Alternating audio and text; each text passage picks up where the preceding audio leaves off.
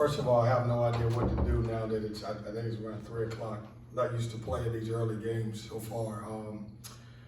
I thought our guys found a way, especially our bench. It was good today to be able to utilize our bench, especially in the first half when we had both Jarkel and Jaquavion with 2 fouls. I thought both Breon and LJ came in and did a good job.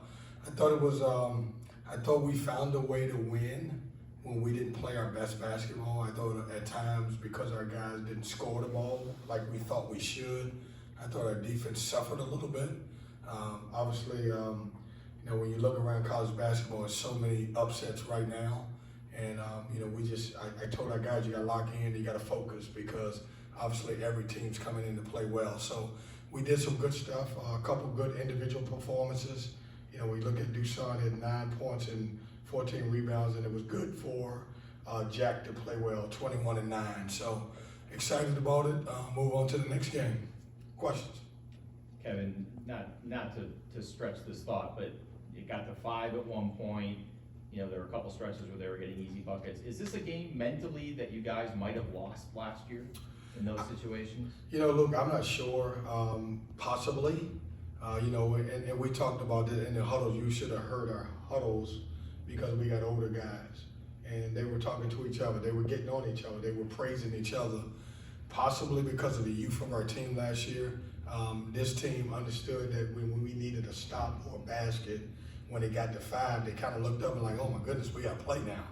And I don't know that we would have had that last year. Their zone, it seemed like, was that an adjustment issue or just an execution issue in terms of getting it to Jack in particular, was able to kind of thrive when you were able to get over that wall? We hadn't seen zone all year long, and I told them, I said they're going to play zone, and nobody believed me. I said they're going to play 2-3 zone, and when they saw when they went zone, everybody's eyes got big, like we about to shoot them out of this. So we made a couple, and then after that, we missed some, and then when we got in the timeout, we talked about getting the ball into the middle of the zone and flattening it out a little bit, and that's when we made some plays. There was a timeout in the second half where the guys came back on the court early, and Jarkel and Casey and Jaquavion were talking about the way Elon was screening and how to get around. I don't know that conversation would have happened necessarily last year. I mean, those guys acting it out and sort of coaching each other. Yeah, they were. The great thing about this group is before I get on them, they coach each other. And I think that's what's going to help us down the stretch when we go, because they're able to talk their way through things. And that's a good positive. And that comes with having some veteran guys that have played college basketball who've seen those type of plays before. Coach, how prepared do you think this team is going to Bahamas? I think we're as prepared as any other team is going to Bahamas. I mean, it's a young season. Everybody that's going to be in Bahamas has probably played 4 or 5 games. Everybody who's going to Bahamas has probably had some highs and lows in those first 4 or 5 games, and I think we're prepared as anyone else. Did Dusan know that free throw was for a double-double, and that's why he left it so short in your mind as a coach? Well, the great thing with him, that it was a double foul, just so you know that. It's just a technical on him, because, and the guy slapped down and then he did that. I don't think he knew that, but you can't miss that free throw to get your double-double. You got to have that, Luke. That's got to go in. Is that your main talking point with the team in terms of things you need to address? Yeah, we talked about, hey man, be happy. It's a win. Like, there's no disappointment in that locker room. The other team has scholarship players, and I thought Elon came in and did a good job of running their offense, taking last-second shots. If they missed, get another opportunity. I thought they were solid defensively. We didn't have the explosion offensively that we had against FIU, and I think that affected our guys a little bit. The last 2 games, 33 3-point attempts in both games. Might not be that specific number, but is there a range of numbers where you feel like if you're getting up this amount of threes, the offense may be in sync the way you want it to be? Yeah, I'm disappointed. I would love to take 50 of them. I mean, really would. I'm serious. I mean, we get 50, we make 25, we'd be happy, right? No, there's no number. I mean, this is a 3-point shooting team. We're probably going to average around 3-point, 30 of them a game. We typically get 70 to 75 shots a game because we force tempo and steals and everything else. I think last game was 76. I think this game is 69. So probably 30 of them are going to come from behind the three-point line.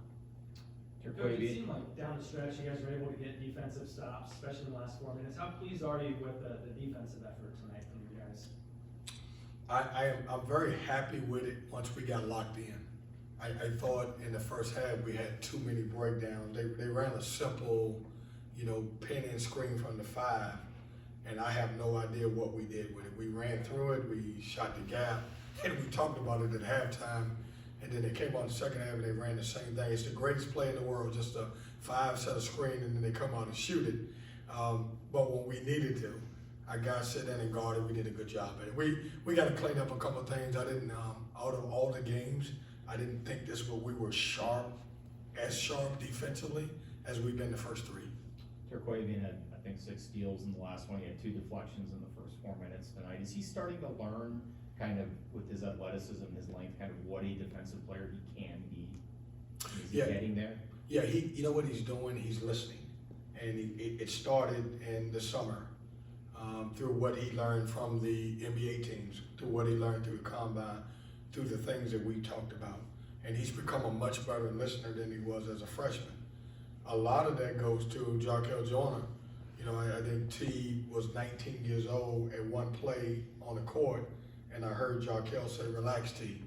And I think that's because we got some older guys that can help him through that stuff. Last year, he wasn't the oldest guy, but he was the most explosive guy, but nobody would coach him on the floor because nobody was older and there was no respect factor. Now I think he has that. Thanks, Coach. Thanks, guys. Have a good one.